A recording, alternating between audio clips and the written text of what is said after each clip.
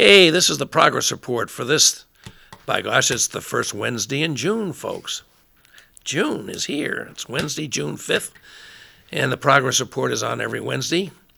I'm expecting my dear friend Lou D'Alessandro, who's my co-host on the first Wednesday of every month, to be here any minute.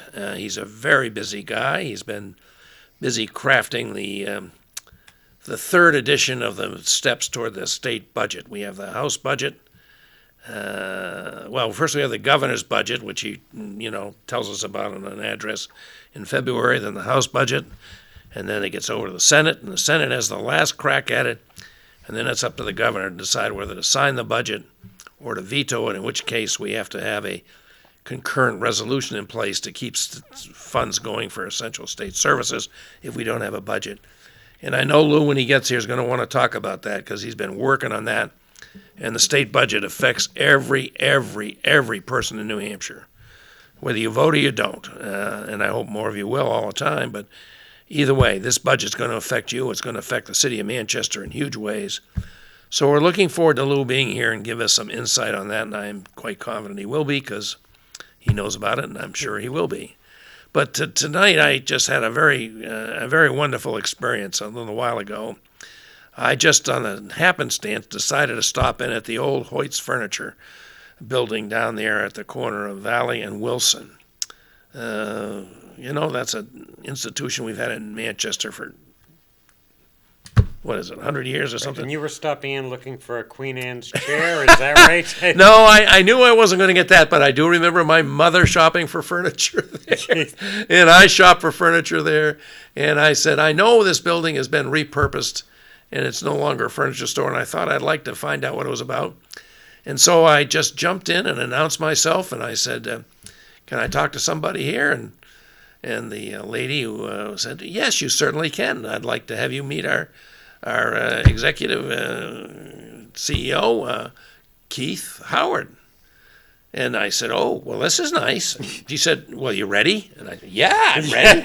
And she said, well, come on with me. And I did. And I met Keith Howard, and here he is. He's with us. Okay. And Keith it was a very, very wonderful visit. And, right on the spur of the moment, no problem with that. Keith gave me an incredible amount of his time and explained to me what they're doing on the first floor. There's other programs in other parts of the building. But his program is called Hope for Recovery New Hampshire. Is that right? Hope for New Hampshire Recovery. Hope for New Hampshire Recovery. And he struck me as a very compelling person. And so I'm really glad he's here with us because we know if there's one thing that's an issue that we all agree on, that we have real addiction problems in the state of New Hampshire. We hear all about the opioids, but it doesn't mean that there isn't an ongoing problem with addiction from alcohol and other substance abuse. And there's all kinds of addictions. There's gambling addictions. There's alcohol addiction is the granddaddy of them all. And now we have the perhaps the deadliest of them all, the opioid thing. And we're working on this in so many ways.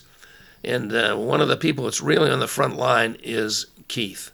And so, Keith, it's a really pleasure to have you here. It's great to be here, Bob. And I'm really glad you're here. And I know you brought us some samples of some of the artworks that your members have done. That's what you like to call the people that you're working with. As members, yeah. As members. You don't call them patients. Or, Nope.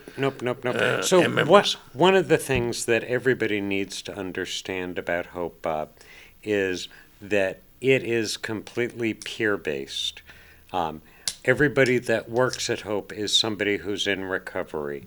I'm in recovery from both opioid addiction and alcohol addiction. Everybody that works there is somebody who has lived that struggle, has managed to find their way into recovery. So while many of us have got advanced degrees, we don't use those advanced degrees. As you and I were talking before we went on air, the value that I bring to Hope is that 13 years ago I was living on the streets as a drunk, as a falling down drunk, stealing mouthwash from dollar stores to drink for the alcohol. It's that I can talk to a new woman or man who's walking into Hope and say, I know how you feel. I've been where you are. I can tell you what I did, and I can show you what it's like now. And for in some magical, mystical, spiritual way, there is a connection that develops between somebody in recovery and somebody who is still sick and suffering, so that there is that trust relationship that's built up almost instantaneously. Yeah, that certainly sounds like an essential part of what you're up to. But tell us a little bit more about yourself, Keith, if you Okay, would. sure. I mean, your story is, I'm sure, very compelling. And to Eh, the extent you're willing to share it, Oh, I'd yeah, like yeah. to I hear it. mean, I can talk for 3 hours, but I won't. Okay. Good. So I grew up in Durham. Um, you know, grew up as a regular, plain old kid who, once I got to high school, liked alcohol, liked drugs, still played sports. Didn't pay much attention in school, so I graduated third from the bottom of my class at Oyster River High School. And as it happens, Bob, 20 years after that, I was running an alternative school, and the principal of my old school came to learn how to set up an alternative school. And I told him he could only come if he would go back and doctor the records to make me be the bottom person in my class, because that makes for a much better story than being third from the bottom. Imagine that. Yeah, I've never checked. I love that. Yeah, I've never been able to check to see if he did that, but that was the deal that we had. So, 17, graduated high school, third from the bottom of my class while having, really good test scores. Classic underachiever. So I did what men and women have done for a long, long time. I decided to grow up on Uncle Sam's dime. So I went into the Army, served 4 years in the Army. During that time, was exposed to a lot more drugs, ended up addicted to heroin. This is back in the late 1970s, stationed in Germany, was put into a treatment program of sorts. The basic message of the treatment program was stop doing heroin, start drinking more alcohol.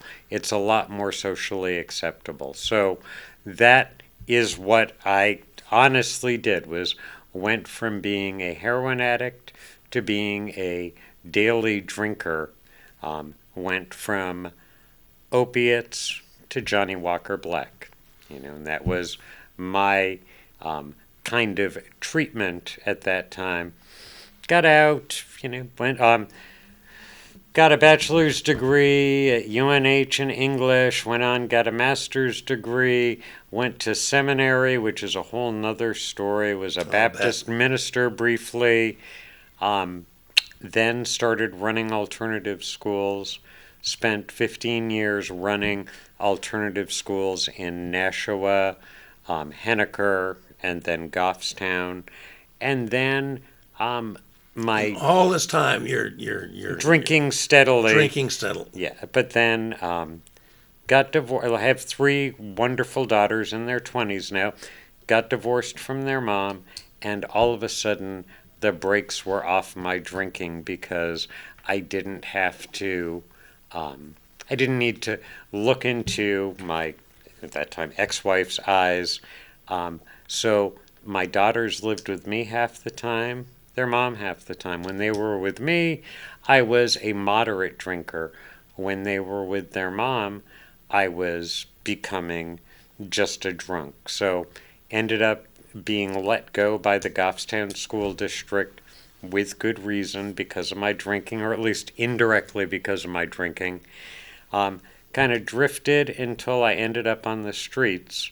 And so in May of 2007, I was living on the streets, had plotted my suicide, had a plan for my suicide, which involved taking a bus up to the Dartmouth campus where the Appalachian Trail goes across it. There, yeah. Yeah, and then walking south, taking on a trail name, and killing myself when I was 50 or 60 miles south. I had a moment of clarity while I was waiting for that bus. And in that moment of clarity, something said to me, maybe it's possible that your life doesn't have to be this way. Because I'm a veteran, I was able to walk into the VA Medical Center here in Manchester, walk up to the nurse and say to her, "Hi, my name's Keith Howard. I'm a veteran, but I've never really been here before. I don't want to be alive." And at that moment, all the resources of the United States government were brought to bear to save me from myself. I was immediately hospitalized, first to start off in a psychiatric ward because I was talking about suicide, but then they quickly recognized that alcohol was a big part of the problem.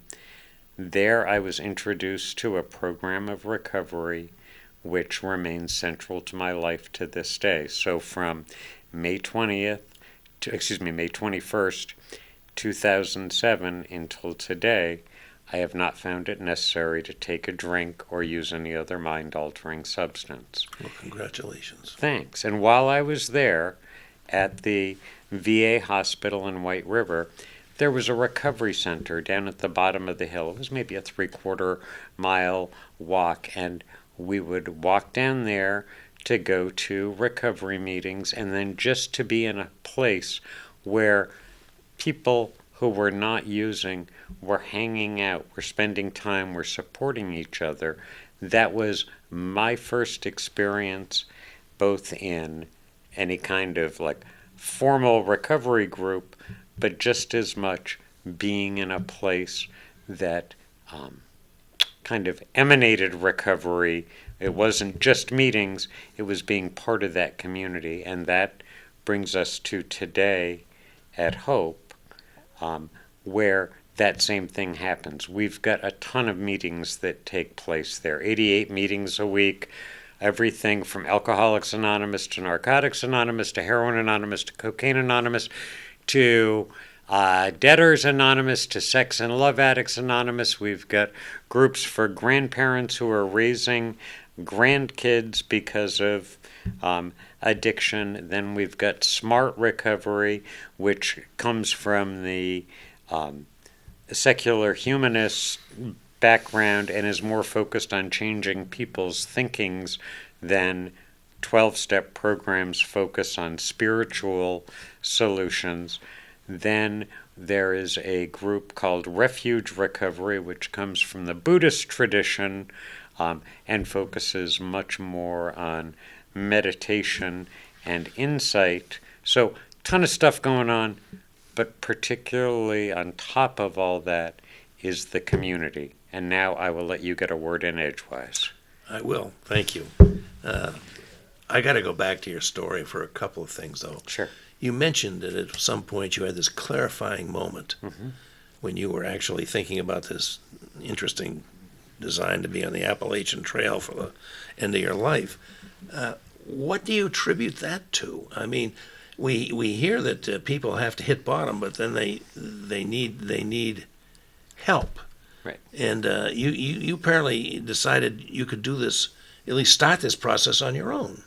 Well, I don't happen to buy into the notion of hitting bottom because I believe as long as we're above ground and taking in oxygen and giving off carbon dioxide, there's still farther that we can sink. So all I could do, the only thing that I did on my own was to ask for help. That's the one thing that I did on my own. Honestly, after that, I pretty much gave up my free will and my volition and became like a balloon just being taken up to White River Junction, then introduced into a program of recovery. I don't have any ownership over my recovery. Like, all I've done is taken suggestions that people have offered. And the other thing I wanted to ask you, your first program was a 12-step program? It was not a, you mean back with the heroin? And Yeah, the, yeah, no, no. that was, it was, okay, so the 70s, you may be too young to remember this, Bob. I doubt it. But in the 70s, there was a lot of crazy stuff. There was EST, Earhart Seminars Oh, yeah. training. There was Silva Mind Control. And even though I was in the Army, which you would think would be fairly conservative, Landstuhl Army Hospital at the time had embraced something called scream therapy. And so, I remember hearing about that. yes, so what we would do is get in circles and then go into the center of the circle and punch a pillow and scream at our moms for not having been nice enough to us, or scream at our dads for never having accepted us. It has been pretty much proven to be ineffective, but it was kind of fun to play. I don't know why this triggers something in my mind, but it does. When I went to law school at Harvard, and at the time there was a fellow there named Dr. Timothy Leary, Of course, yes. with another guy named Albert, yes. is now Ram Dass. Yes. And the word went around. You want to try? You can at Harvard. You can Yeah. come and try these experimental drugs. It was LSD. Yes. I don't know how come I didn't take it up, because others did. This was at Harvard, Right. recruiting law students to experiment with LSD. Oy. It's, Somehow I didn't take on it, but some of my classmates did. So you've come to the point where you are in recovery, and it's been 12 years, and you haven't had a relapse in 12 years. Is that right? that is true. That is very powerful. And you're an educated man with a lot of an interesting resume. How did you get into the business of helping others? And let's get into talking about the All right. current program. Okay. But I think it's 20 after the hour. We usually take a break about this time. Why don't we take a quick break, folks? By the way, I trust you can see on your screen. I believe you can. We do take calls on the show. We welcome calls. I would very much welcome participation with our guest, Keith Howard. He's had a compelling story to tell, and he's doing an incredible job, I think, sharing his life and his knowledge, and more than his knowledge, his experience with the members up there at the facility at Wilson and Valley Street. Hope for New Hampshire Recovery, and we're going to come back and talk about that. But please call in. 640-3091 is the call-in number, as it always is, and we'd love to hear from you out there with a comment, a question, because that can really help us a lot get to things that others are interested in, not just what I may think of. So we'll take a quick break.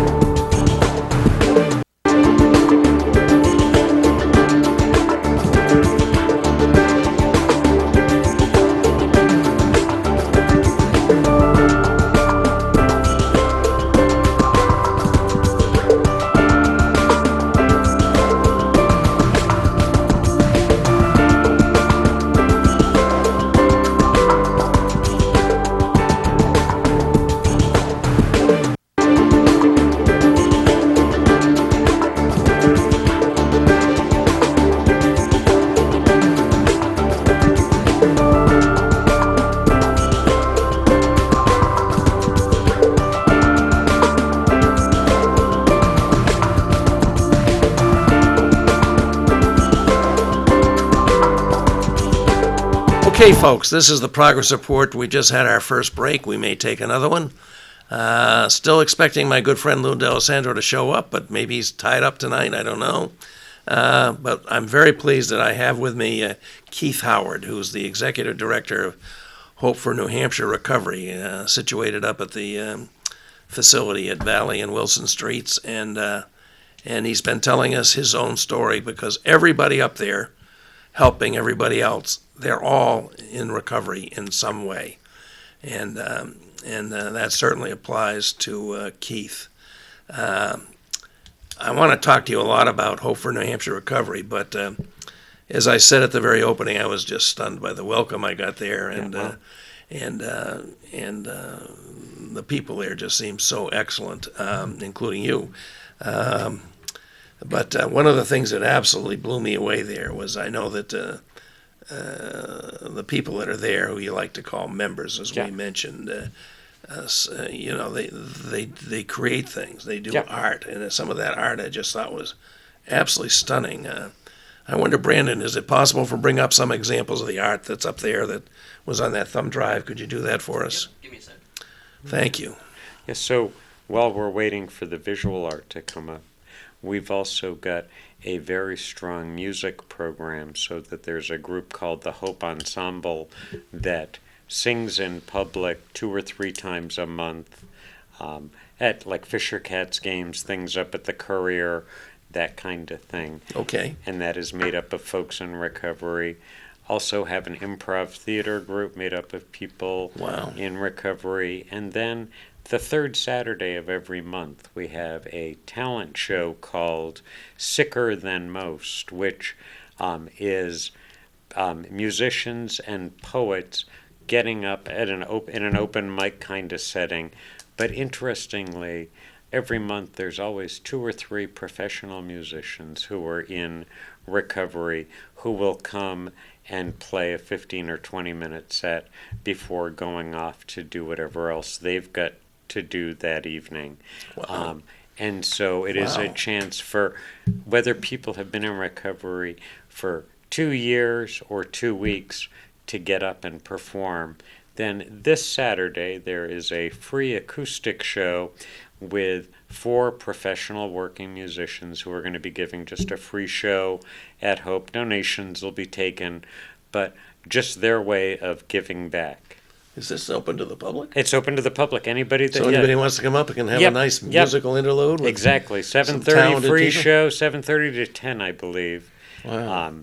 I will double check those times at the next break. Okay. But and it will be acoustic. Not to say that it won't be we've noisy. got some of the art coming up. Oh, great. Okay. I don't even want to make any comment on these things we're seeing. Yeah, as we kind of flash through, I can talk. I don't know that I have comments on every piece of art, but one thing that we've discovered is that folks who are in recovery have spent a lot of their lives taking risks with things like, I really like that. Even though I can't tell you why it is that I like that, it just does something for me. But it does. It really does. Taking risks like, here's a handful of pills, sure, I'll eat them and see what happens.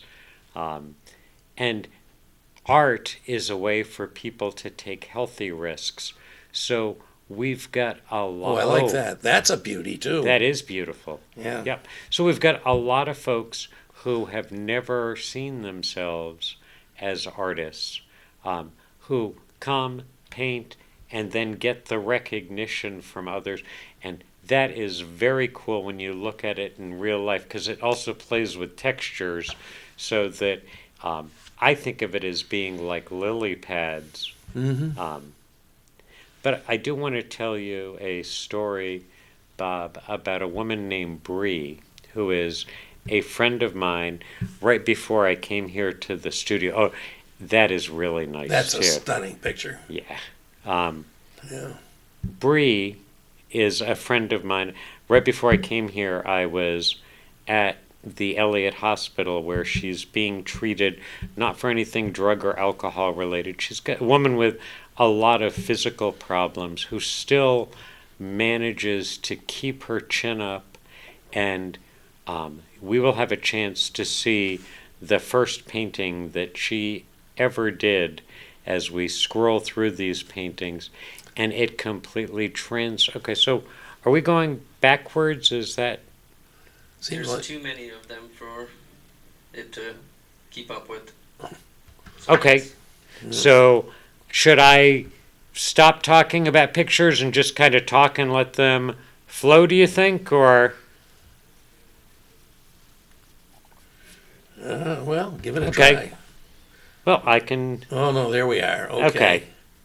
Okay, well, then we will There's see a what we sample. see. We'll see Okay. what we see, yeah. Yeah, so And Three- I'm glad you pointed out that it's not just the visual arts, but your members are, musicians and Right, music- actors and right, and writers writers. yeah, just trying new things, taking healthy risks. And so, we've also got we've joined forces with a number of different faith groups in the community. Oh, So that we've got a church that meets at Hope on Sunday morning. Then Sunday afternoon is a woman who comes from the Black Baptist tradition who believes that God has called her here to start a church. She has been offering services on Saturday afternoons. We have a couple of different Bible study kinds of things, and then starting in the middle of July, a group called Alpha is going to be offering meals every Sunday night to Hope members or to interested community members. And Alpha is very interesting because they're made up of volunteers from a bunch of different local churches, and what they're really doing is trying to answer questions about what is life all about from a Christian perspective, but not from a let me beat you with this crucifix kind of perspective. So even though I am not a believer of any particular kind at this point in my life, I went to their first training Sunday night. It was 2.5 hours, and even as a non-believer, I felt very comfortable, and it was a good and positive experience. So I'm excited about the members of Hope having a chance to spend some time interacting with people from a wide variety of different churches. so how do people come to you? By foot usually. No, Don't laugh. You're only going to encourage me, Bob. no, but really, how do people come to you? What do they have to do to be with you? How long typically are they with you? And So how's the okay. program run? So now I'm going to quote Abraham Lincoln. When It's always good. Yeah, when he was asked how long should a man's legs be, he said long enough for his feet to reach the floor. Mm-hmm. And when you ask how long do people come, some folks are getting out of a rehab or just recognizing I've got a problem. They come, they're with us, spending a few evenings, and then they're ready to move on.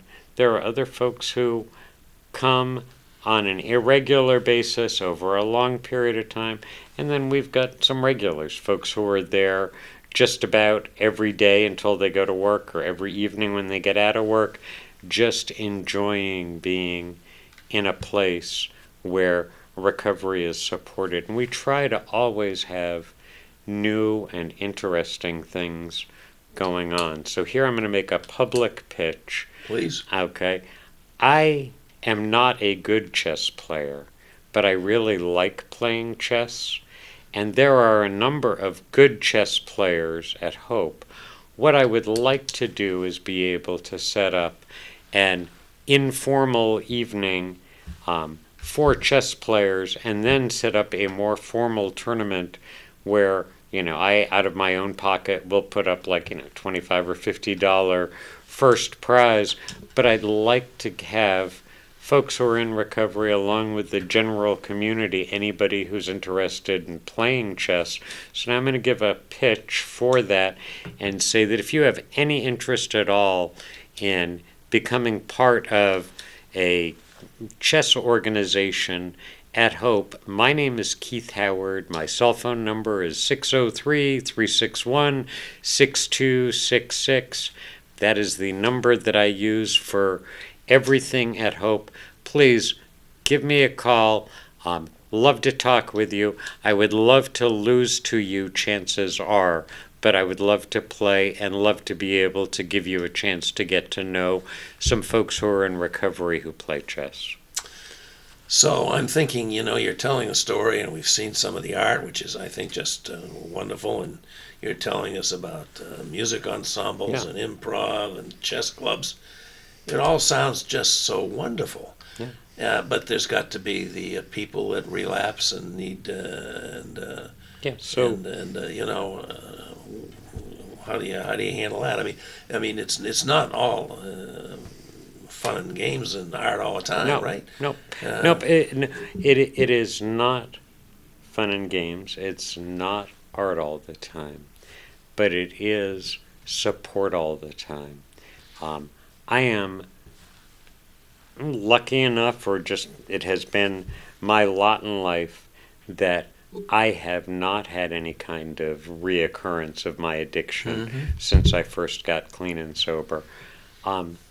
People do have reoccurrences, and then it's our job to help them get cleaned off, get back up onto the horse of recovery, and get back onto the trail of recovery, because too often people with substance use issues are able to access their guilt to go on doing stupid and self-destructive things. Oh, I feel so guilty, I let so many people down, and the only way that I know to feel better is to go back to my substance of choice. Right.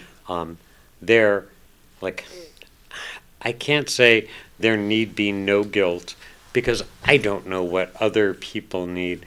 I know that if I were to relapse, if I were to leave here tonight and say, oh, screw it, I'm going to grab a bottle of wine and just drink it, I pray that tomorrow morning I would be going to the people who have been supportive of me throughout my recovery and say, you know what, I made a mistake, help me figure out where I went wrong and what I need to do now. Because, I don't want to sound like a Buddhist, because I'm not a Buddhist, but the only time that we've got is this very second. And so that I haven't had a drink in a little over 12 years makes no difference at all.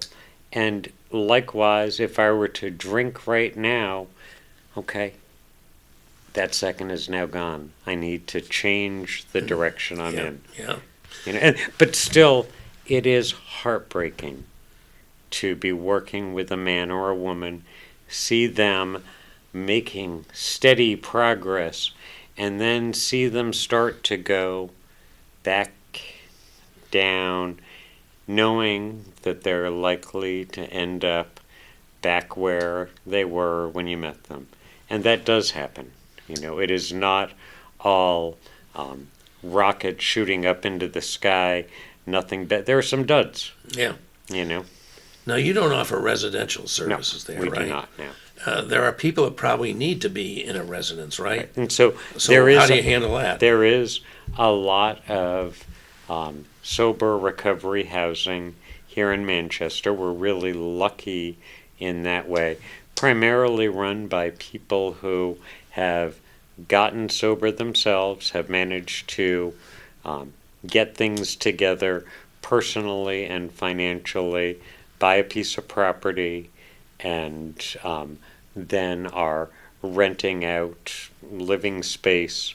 I can't name everybody, and I hesitate a little bit to even name a couple of names, but there are two former Hope employees who are both running recovery homes here in town. A woman by the name of Kelly Riley, who's very public about the fact that she lost her son to an overdose some time ago and has devoted her life to helping protect other mothers' sons from overdosing. and so she runs recovery housing. Then another fellow by the name of Andy Moser, who, former Hope employee, who has lived in active addiction for a long time. Now life is together, and he is helping young men get their lives back together. So how long have we had Hope for New Hampshire Recovery? And Well, in one form or another, Hope for New Hampshire Recovery has been around for 12 or 13 years, but in its current incarnation, it has been around for I believe, the last 3 years, for a couple of years at 293 Wilson Street. And so you saw we're lucky enough to have beautiful space. You do? And we've got adequate space. And, well, as executive director there, I should never say, oh, we've got enough money, because there's never enough money. You always want more money. But still, we are lucky enough that the decisions that we make, the decisions that I make, at least, have not had to be based on finances. They've been based on the best needs of members and the best needs of the organization. And I don't think that the director of a nonprofit can ask anything more than that. That decisions not be based just on finance. Yeah. And how is the organization financed? We have fundraisers that we do ourselves. Just had a golf tournament this week that was successful. We actually will be selling art at the Art Jam this August, and we suspect that that will probably bring in a not insignificant amount of money. We've got private donors, and then we also receive money from the Governor's Commission on Alcohol and Drugs. I don't like to blow my own horn, but through a series of whatever kind of accidents, I am chair of the task force, the recovery task force of the Governor's Commission on Drugs and Alcohol, which means I have a seat at the table at the Governor's Commission. So that is a good chunk of change. And then there's other money that has come into the state directed specifically toward the opioid crisis. But my goal at Hope is that we not become so dependent on one-time money coming in that we then have to close up shop 2 years from now or 3 years from now when the feds stop pumping money in. I want us to be here for the long haul, be sustainable, because even though opioids are a huge problem, Bob, the biggest problem in New Hampshire is alcohol, and it always will be alcohol. Not that, the difference is that with opioids, people can die really quickly, and that's what makes it a crisis that's deserving of all the attention it's getting. But in terms of the disruption of lives, of families, of young people, of old people, alcohol is always the number one offender. Well, isn't that something? Well, it's the legal drug after all. So well, it is. And, in our state, we have chosen to let alcohol sales help. I mean, just like with lottery ticket sales, you have something that can be a problem for some folks, but that does bring about good with the taxes that are raised through encouraging it. And there is a fine ethical question that I'm not prepared to parse out about having education be dependent in part on lottery sales, or about having drug and alcohol issues be dependent upon the sales of alcohol. Taxes. Yes, exactly. We have a program in this city that's received a whole lot of acclaim, and I guess for good reason, called Safe Station. Absolutely. Sometimes people come from Safe Station to Hope, or do they usually end up in a residential thing They first? typically go into either a residential program like the Farnham Center here in town, or may go into an intensive outpatient program called sometimes an IOP program. But many, many, many of the folks that are at Hope right now are people whose first way of reaching out and saying, I need and I want and I will accept help was through the safe stations. Just like I walked into the VA hospital and said, That was I your don't, safe station. that was my safe station, exactly. And the safe stations have just done remarkable, remarkable things because, Yeah, very proud that this originated in Yes. Manchester, New Hampshire. yeah, and Thank you, Chris Hickey. absolutely. And firemen or firefighters, nobody has an axe to grind with firefighters. It's not like the police, and I'm not saying anything bad about the police, but if you've got a drug problem, if it had, instead of being a safe station, it had been, go to the police station, there would have been a lot of concern that, oh, they're just going to arrest you. Everybody knows that firefighters simply lay down their lives to save other Right, people's lives. right, Like, I've never known anybody that has a beef with firefighters. Right. So that was an act of genius to have it be the firefighters Yeah. instead of the medical model or the police. Police, right. Yeah. So tell me about your staff. Everybody you've told me is a person in recovery. It's universal there. But what is your staff like? How many people you got? And Let's see, here in Manchester, one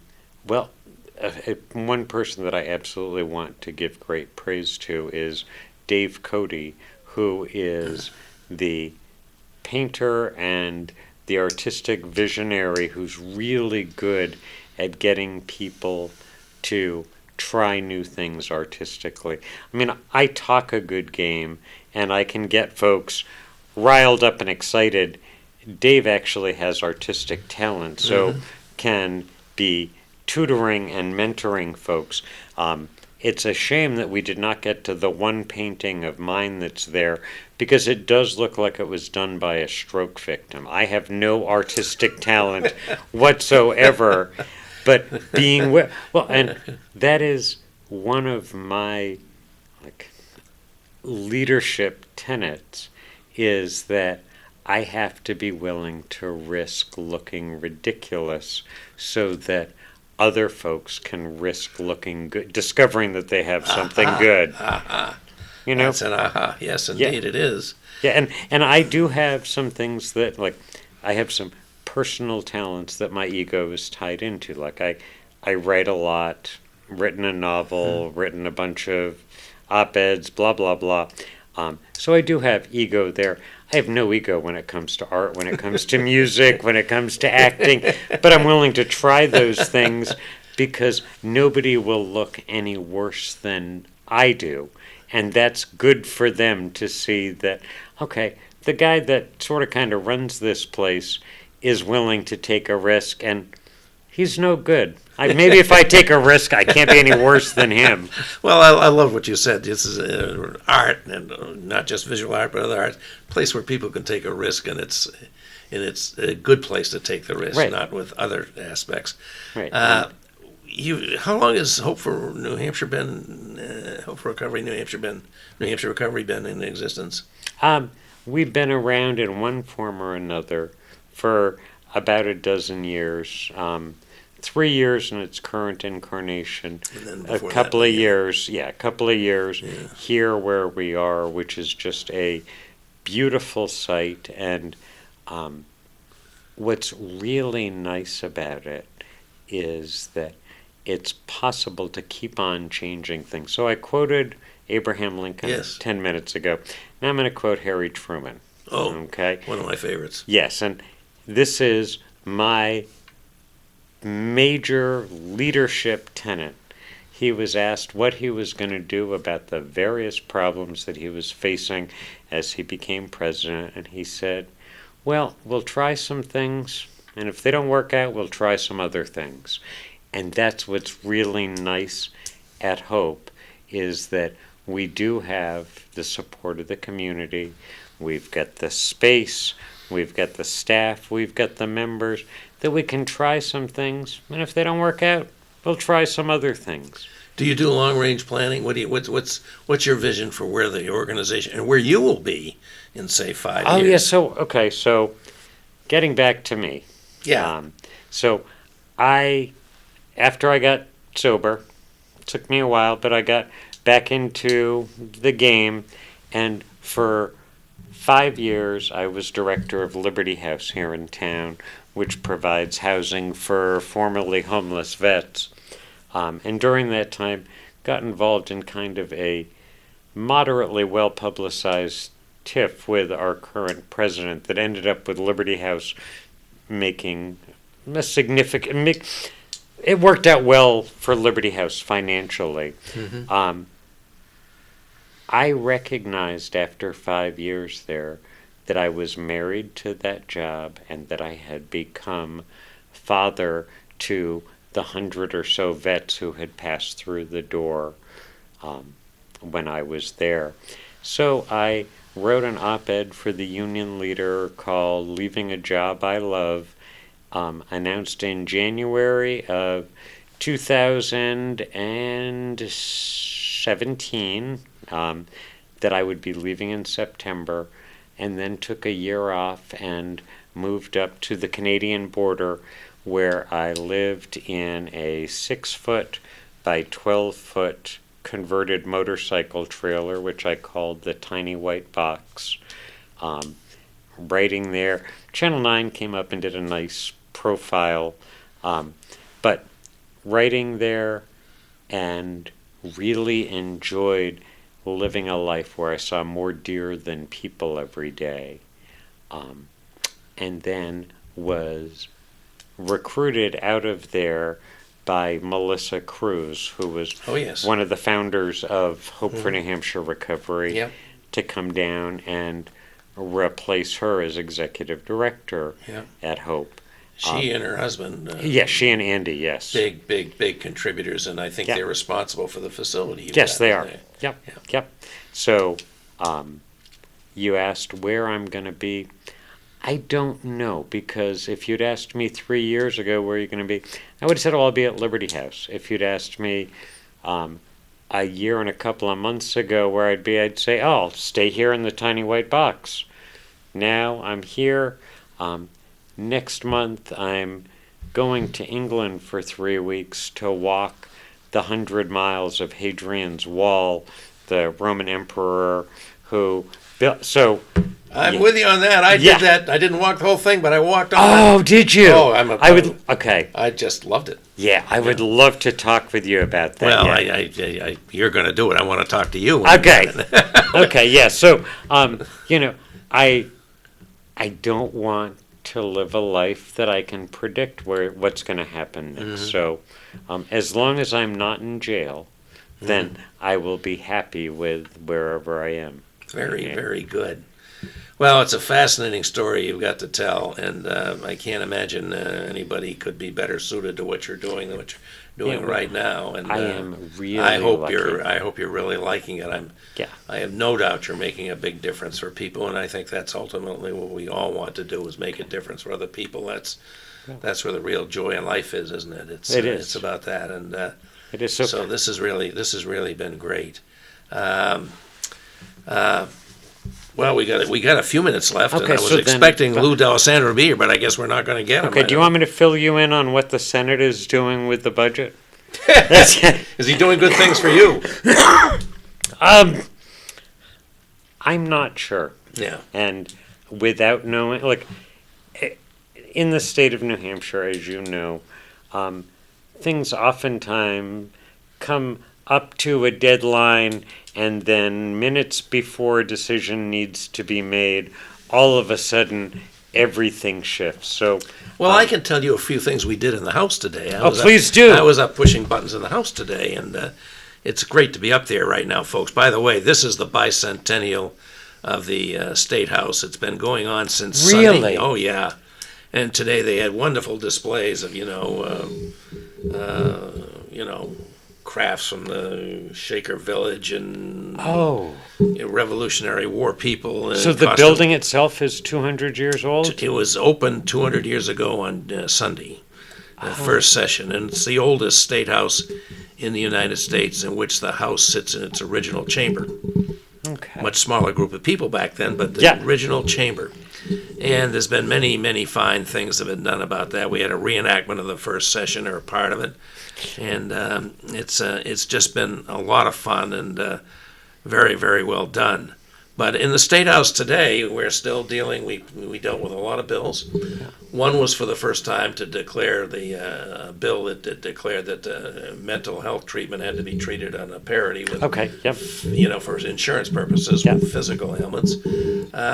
Another one I think may be And very is that important. likely to make it through the Senate and to the governor's? Well, it's made it through the Senate. It has, To us, okay. the Senate bills are before us now. Whether the governor will sign this bill, we hope so. I would be very happy if he didn't, but who knows? That's up to him. And another thing that we did today was, for the first time, we passed a Senate bill calling for a increase in the minimum wage. Really? Yeah. To what? Well, it starts out. It eventually goes up to $12 an hour, Okay. and I think it goes up to at the current time, New Hampshire has no minimum wage whatsoever. It's just the federal minimum wage? That's right. It's the federal minimum wage is $7.25 an hour. It's been that way for a long time. So, Even though it's much more expensive to live here than to live in Mississippi? yeah, Okay. precisely. So that's a very good thing. So we did some good things in the House today, and I hope we will continue to. We are going to finish the calendar items we had for today. Will be tomorrow, including the bills I'm working on, which is the energy bills. I chair the Okay. Senate Energy Committee, and those will be up for tomorrow. And then very soon we're going to get the budget from the Senate, which I guess the major elements have been decided. I was hoping Lou could be here and talk about it, but there will be a briefing on that. I would say tomorrow is homecoming day up at the House of Representatives, so we're going to have everybody that's ever served there, which Really? maybe is half the population of New Hampshire, but a huge number of people will be back. We've had the governors come. Really? 7 of the 8 living governors appeared. The only one missing was Judd Gregg, and we've had the executive counselors come, and so it's been a lot of fun. So for homecoming, will there be a football game afterwards? Or? No, but there's a sort of a street fair on Saturday, I think. So there's Not a street fight, a street fair. street fair, right? Good. So these are things I think people might come up and enjoy seeing. And the State House is a wonderful place and a great attraction, and the Bicentennial Committee's done an absolutely terrific job on it. So we'll be going back to finish the rest of the calendar for tomorrow, and we're pretty much close to finishing out the term too. I'm still very, very busy with things that get left over, like there's retained bills and there's commissions to study things and Now, may all I ask kinds you of a things. quick legislative question? Yeah, by all means. Okay, so when you have a governor of one party who puts out his or her budget, what is the purpose of that budget? Is it simply to have talking points and to lay out a vision, knowing that if there's an opposing party in the Senate and or House that not much is going to happen with the budget? The governor is the first one to tee up a budget. Right. He does that in February. He makes his budget address, which is usually much more informative than an inaugural address, because you have to, Yeah. the money tells you where your real priorities are. And then the House takes a crack at it, and then the Senate gets the crack at it, and then it has to come back to the House to concur. Okay. And that's where we'll be very soon. And then we see whether the governor vetoes it. Because you're right, we're in a very unusual situation. This has not happened very often. We have a governor of one party and strong majorities in Yeah. both the Senate and the House of the other party. And he's already vetoed one bill, the death penalty bill, Yeah. which we overrode. Yeah. And his second bill was the net metering bill, which is a very strong thing for our committee, because we believe we should be able to move forward with these solar and Yeah. projects, principally here in Manchester at the landfill, Yeah. for example. And Nashua's got a major hydro thing, and there's businesses too very disappointed with that veto. We're going to see next week apparently whether we can override that. So there's things going on. I'm just trying to think what else I can tell you about what's happened that might affect Well, the budget obviously is where you're gonna see Right. money. So then, when the Senate approves the budget, and you said it has to come back to the House To concur. to concur, is that a thumbs up, thumbs down? Yeah. Concur? Okay, so it's not like let's go Well- line item by line item. No, you can concur, or you can non-concur, which ends it, or you could non-concur and ask for a committee of conference. Okay. There will probably be a committee of conference, but they will come up with something. Okay. And then we'll see what the governor does, whether he signs it or not. It does include a provision for paid family and medical leave, which the governor has said he's very much against. That may be a real sticking point for him. Does he offer a reason for why he's against that? Yeah, he says it's funded by employer contributions, which they choose to call an income tax.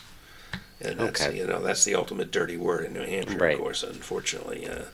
Anyway, so this has been a great hour with you, Keith. I expected it would be, and it's really, really a delight to have you here. And Yeah. and thanks for coming down and bringing us the photos you did. Sorry we Yeah. couldn't see more of them. Oh, not to worry. But So congratulations, I would love. congratulations on what you've done with your life. Well, You're thanks. definitely making a big difference for people, and I have no Well, doubt. and you I will would love to continue come do so. back and talk politics. We can do that too. Okay, That would be good. good fun. I think that would be very fun with you, Yeah. really. Okay. Good. So we'll see you next week, folks. I'll be here with Mike Farley. Not sure what I got coming up next week, but we'll have something. So join us next week for another edition of the Progress Report. Thanks, everybody.